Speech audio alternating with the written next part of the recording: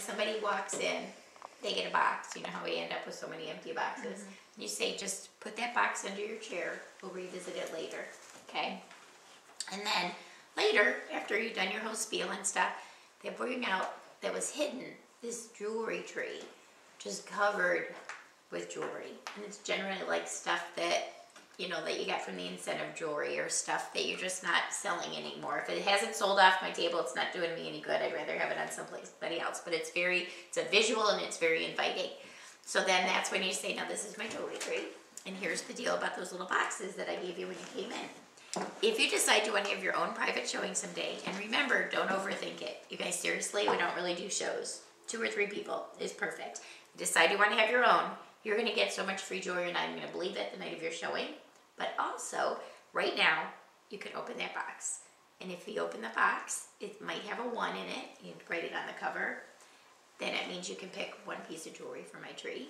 It might have a 2. You can pick 2 pieces of jewelry from my tree. It might have a 3, and it might have a 5. And then you just put it in your favor. So like if you had 20 boxes, like 17 of them have 1s. Okay, you just like do it in your favor for the gambling. So for that, they'll do it so that they can go up to the jewelry tree and pick. And the other thing I want to say, I call it a gimmick, which kind of sounds like you're trying to pull something over on somebody, and that's not the idea. But what I found is, not only is it easier for us to say it, like, do you want to pick from the tree? You know, it's also easier for them. Have you noticed that? Because they almost don't want to say, I'll have a show, or, I don't know, it's really hard to explain, but they'll almost feel like better telling their friends, like, what choice did I have? I had to do it. I wanted to pick from the tree, you know?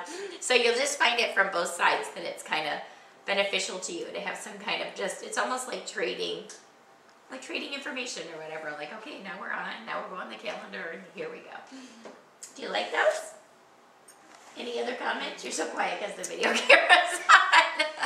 But everybody will learn from your questions. So in order to use the HRCs, like that you give, this is my only thing, like with doing it at a show, does the show has to reach $200, right?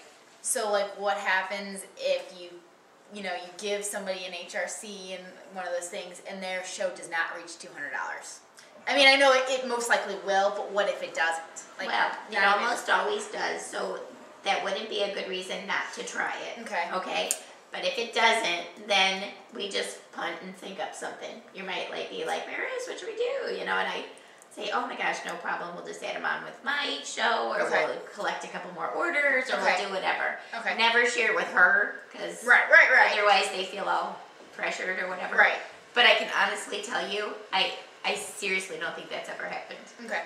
I'm not going to say it never will, but I seriously don't. You don't want to promise them, like, all this free jewelry, and then, like, what if their show doesn't reach? No, I always make sure they get. Even if your hostess doesn't use like the 4 half-price items, maybe go on Facebook, hey, I have a hostess, does not want half-price items. I got 4 of them, who wants them? Yeah, like you can always build it up to the 200. Okay. Yeah. Or, seriously, I mean, Park Lane loves for us to have a lot of jewelry, but that's like a rich rewards thing, too. You're like, I got $250 in free jewelry this month. I've done things, you guys see how much I give away. I'm always like, okay, now who do I owe what? And I'll use my RRC stuff for that. And I don't necessarily pay for all of that stuff that I give away. So how do you build the rich rewards? Like, there should be a little pamphlet in your, and it's online. Okay. But it's basically right now, it's if you sell $2,000 net plus 9 in any calendar month, we all get it for the rest of our lives. Then you get the ensemble of the month. Okay. Right there. If you do $2,500, you get to pick out $250 of free jewelry. Okay. If you get $5,000, you get to pick out $350 in free jewelry or an outfit. And it's cumulative. So if you sell $5,000, you're getting the $350 plus the $250 plus the ensemble. Okay? And here's another part. When you're new, like your first 3 months of business, which you're in right now, you get to double it. Okay.